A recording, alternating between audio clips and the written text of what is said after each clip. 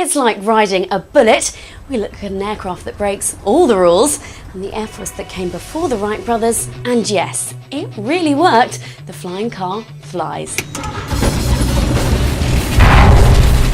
There is lots happening in flying, in fact so much so that the fashion show I mentioned last week is being pushed back again. I know, you all have your fingers on your keyboards ready to tell me I get it all wrong, but you know what? Bring it on! I can take it! Anyway, that'll have to be next week now. Let's start with the Sikorsky. They're about to make military helicopters so easy to fly that even your grandma could do it. Settling a Black Hawk on a steep mountainside covered in snow in a raging gale would be a breeze, even for her. The firm have been testing a system that uses a radar to create a 3D picture of what's going on underneath the helicopter, even with dust being thrown everywhere. It then settles the helicopter down on the ground for you. You also get enhanced vision, so as a pilot you can make tiny adjustments to the landing spot. So next time your gran wants to land her Black Hawk in her garden, all she needs to do is press a button and sit back. Should be pretty entertaining for the neighbours. If you're going to fly an aircraft of any type, the last thing you want is something between you and the controls. And that's particularly true if it's a Swedish porn actress and you're filming.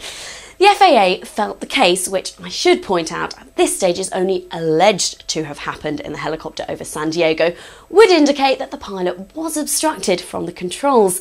The pilot will be appearing in court, where presumably the judge will insist that all the evidence is shown. Naturally, it would have been so much easier in a Black Hawk. Who set up the first Air Force? No, really, I mean, who do you think did? Was it, I'll give you some options, A, America, B, Britain, C, Russia, or D, Japan? You can phone a friend if you want. But what do you think? In fact, it was none of them. It was the French. And the man responsible was this man, Napoleon Bonaparte. He had syphilis and he was very short. He may not have been able to put his hat on the right way, but according to a new book called Napoleon's Air Force, he was the first man to do it. I admit this might seem a little odd since he fought more wars in 100 years before the Wright brothers managed their first short hop. But in fact, according to author Garrett C. Van Dyke Jr., he actually used a balloon corps in campaigns and even considered sending the force to invade England by presumably floating over the Channel. It worked a little, but the idea of an invasion never took off. There seemed to be a lot of hot air in that highly inflated idea. Okay, I'll stop, I promise.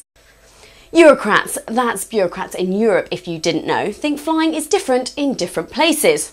So much so that ESA, the European safety body, is proposing that anyone who trains at a US flying school and then tries to get a job in Europe will need to recertify. Not surprisingly, AOPA are fighting the idea, and we hope the paper pushers lose. Shooting down a UAV has got to be a mixture of, boyish pleasure and anticlimax. After all, you spend your whole career getting ready for that dogfight or bombing run where all hell will be breaking loose, and then all you get to do is shoot a UAV out of the sky. That's what happened over Iraq recently, about 60 miles northeast of Baghdad. Officials say it was flying in Iraqi airspace for more than an hour before they engaged it. In other words, blew it to pieces. Did you get our flying car update last week that Rick very hastily released on the Terrafugia flying car? Well, if not, it actually works. I told you last year about its performance, hitting motorway or freeway speeds on the ground while doing 115 miles per hour in the sky. So I bet what you most want to know is how it handles. Well, the test pilot was a retired US Air Force Colonel, Phil Matier. The guys at Terrafugia let us use their footage and we've mixed it together so you can see more of what's happening. Hi, I'm Phil Matier. I'm the test pilot for the Terrafugia transition, which you see here on our first flight. And this is to fellow pilots to give you a little idea of what the first flight was like and what this vehicle's like. This was on the 5th of March, about 7:30 in the morning at Plattsburgh International Airport. Now, let me take you through and talk to you about the vehicle and what's happening. If you notice, 4 wheels on the ground, it's a car and a plane. It's actually very stable on the runway. Pilots are going to love this vehicle, taxiing around, running down the runway. We've been able to test above 90 miles an hour on the ground in a light sport aircraft, and so we get in a lot of our test points. We've already gotten them before this point. We've all of the flight controls we've gone through and made better even at this point. So watch as it goes by. Just a real smooth, stable vehicle on the runway.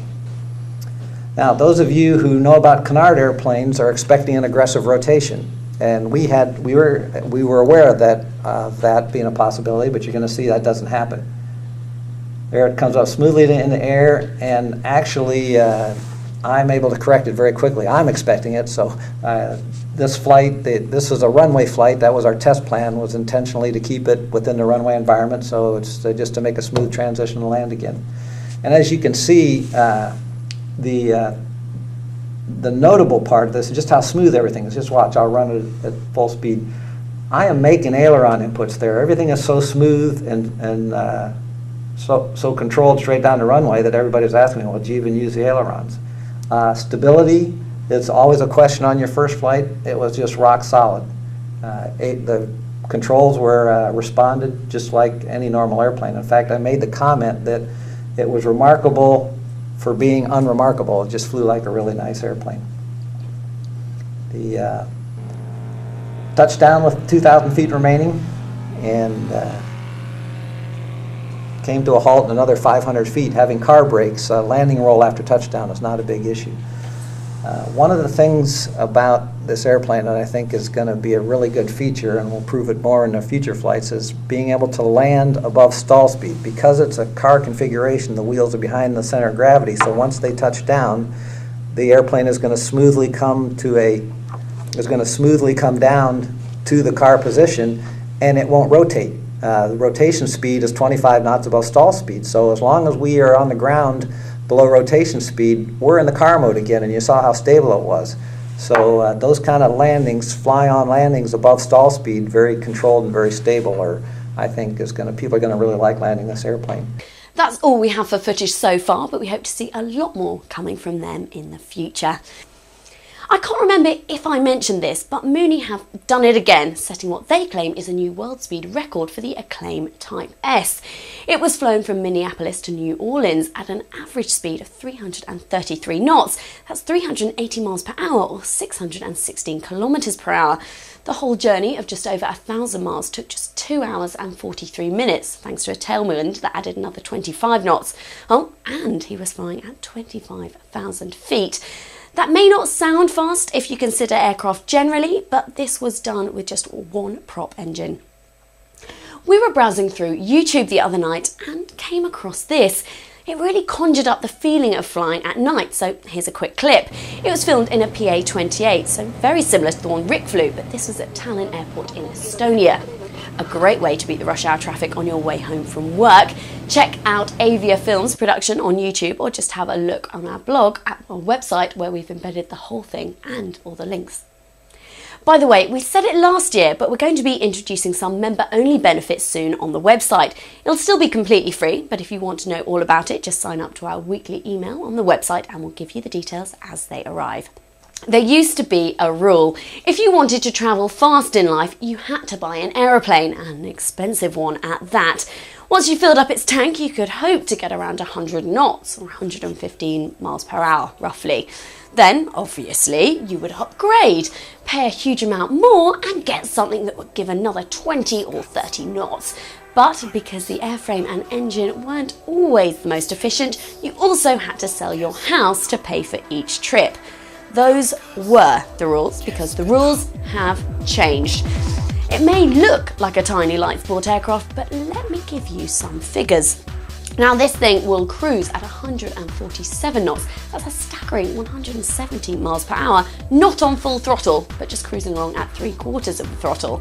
Now, as I said, the normal price of speed is fuel. Not here. At that speed, you'll be burning just 17.8 litres per hour, or 4.7 gallons. So if you do the math, that's 36 miles per gallon, which is 10 miles per gallon more than the Porsche 911, while going 2.5 times faster than a Porsche that's going to be trapped by the speed limit below. In fact, it's so good, you actually get much better miles per gallon pretty much every 4x4 on the road. Plus, you get there quicker. Okay, it's going to cost double the amount than a 4x4, but as we've said in the past, few people fly every day, so if you share it with some friends, it becomes the cost of a regular car. So, okay, what's the downside, I hear you say? Well, the only thing we can see so far is the seats. Sure, they've been made to look good, but just how comfortable are they? I've never sat in one, so hand on heart, I can't tell you, but but I do wonder just how flat my rear end would be after sitting there for nearly 6 hours, as this thing has huge fuel tanks. And the aircraft does look like something experimental, which always raises the question, will your partner want to get in it? So perhaps the analogy is that the virus is like travelling on a bullet. Not necessarily the most comfortable looking place to be for a long journey, but then why worry if you get there so quickly? Finally, a quick reminder that if you're frustrated by watching the show online, then just download it. It's on iTunes, it's completely free, and there are links on the website. You've been watching fullflap.tv. I'm Vicky Farah.